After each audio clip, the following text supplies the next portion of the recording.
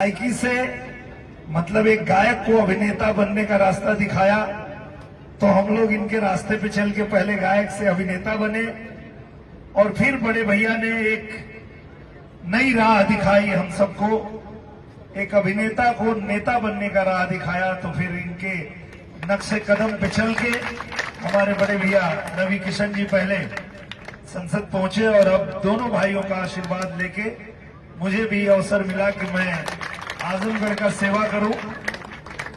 और आप सभी जानते हैं कि आजमगढ़ की लड़ाई इतनी आसान नहीं थी, लेकिन आप सबकी दुआ और सबका आशीर्वाद मेरे साथ था। जब चुनाव चल रहा था तो देश के किसी भी कोने में जहां भी आप लोग थे, जो टीवी पे देख रहे थे, जो मोबाइल पे देख रहे थे, जो न्यूज में देख रहे थे, हर किसी के दिल से यह दुआ निकल रही थी कि निरहुआ इस बार जीत जाए।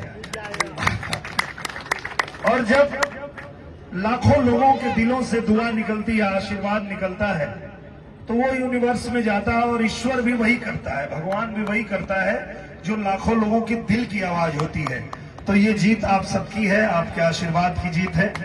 और मैं बहुत भाग्यशाली हूं कि मुझे ये अवसर मिला कि मैं अपने बड़े भैया के संसदीय क्षेत्र में आकर के और आप लोगों के बीच में ये खेल का आनंद उठा पाऊं।